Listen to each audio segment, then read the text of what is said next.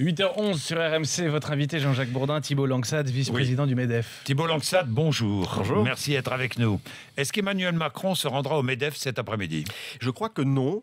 Pour le moment, ce n'est pas confirmé. En tout cas, il n'interviendra pas en tant que ministre ou ex-ministre. Donc, il aura un temps de parole qui sera différent. Mais pour le moment, sa présence n'est plus confirmée. Donc, il ne viendra pas à l'université d'été du MEDEF. Il ne viendra pas. Vous pensez qu'il a raison de ne pas venir?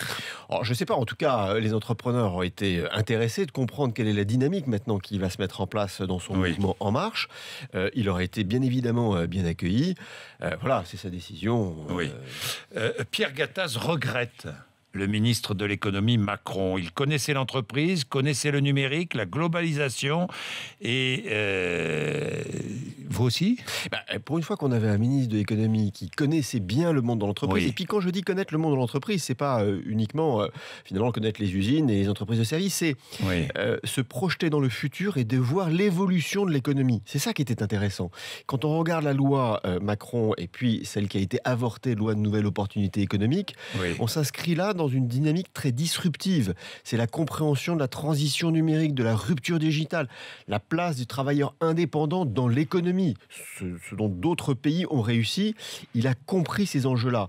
Quand il libéralise le transport, il comprend que c'est la SNCF qui a besoin d'être challengée, mais derrière, c'est la numérisation, parce que le premier concurrent de la SNCF aujourd'hui, c'est Blablacar. Et donc, il met en place une dynamique de rupture qui est évidemment intéressant pour nous. Oui, mais je regardais les commentaires de la politique, du monde politique. Tiens, un seul, Nicolas Dupont-Aignan, Macron, porte-parole de la finance mondiale, soumission à Bruxelles, partisan d'une société low cost.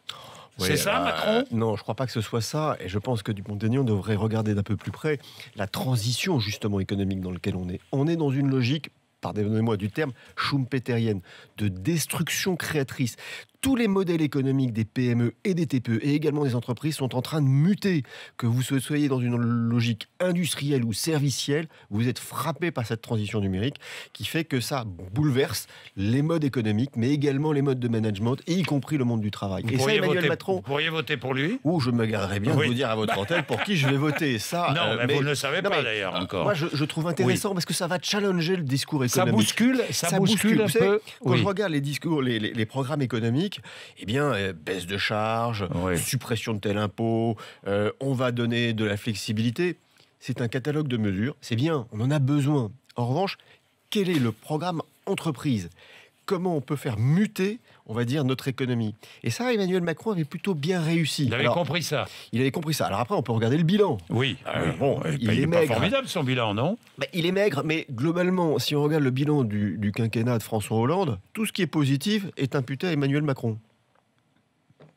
Le pacte de responsabilité, le CICE, alors pas du temps où il était ministre de l'économie, mais quand il était secrétaire général adjoint de l'Élysée, tout ce qui est positif est imputé à Emmanuel Macron. Alors, il était cerné dans un gouvernement, il n'a pas eu les latitudes et capacités de manœuvre pour pouvoir faire tout ce qu'il souhaitait.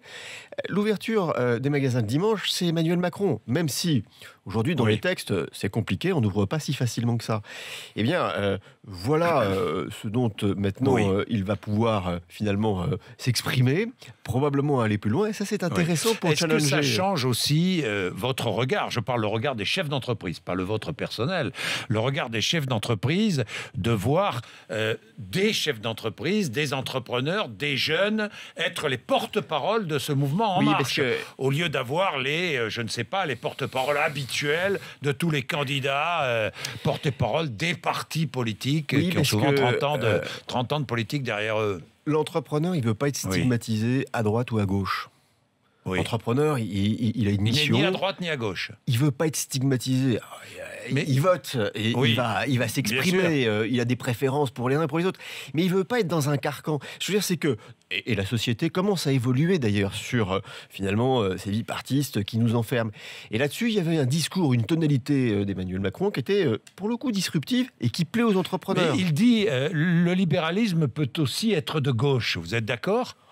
Oui, mais une fois de plus, moi je ne sais plus très bien ce que ça veut dire droite-gauche. Alors, il y a les conservateurs, il y a les progressistes, c'est ça qu'incarne Emmanuel Macron.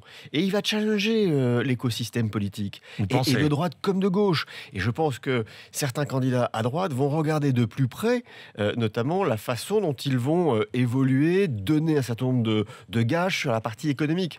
Ça, je trouve ça, pour le coup, plutôt pas mal. Bien, l'emploi. 2 millions d'emplois. J'ai entendu Pierre Gattaz nous dire qu'il était possible de créer 2 millions maintenant. Vous étiez à 1, vous passez à 2 maintenant.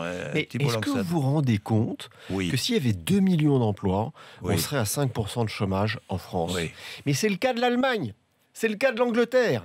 C'est le cas des États-Unis qui sont dans une situation de plein emploi. Alors, avec des emplois au rabais, bien souvent, vous le savez bien. Mais alors, vous préférez la précarité? Je préfère rien du tout. On préfère avoir 10% de chômage, ouais. bien confortable, à l'Unédic. Oui. Et je ne suis pas certain que ce soit bien confortable, pour être très franc. Donc, on maintient un niveau de précarité. Je pense qu'il ne faut pas retomber dans cette logique-là. Il faut libéraliser, flexibilité un peu plus le marché de l'emploi, en donnant un niveau de protection. Et, une fois de plus, en France, on a ces niveaux de protection. Mais 2 millions d'emplois, c'est mettre le niveau du chômage à 5%. Les Anglais l'ont réussi, les Allemands ont réussi. Ce ne sont pas des dictatures, ce ne sont pas des machines à précariser. Pourquoi on n'y arriverait pas ?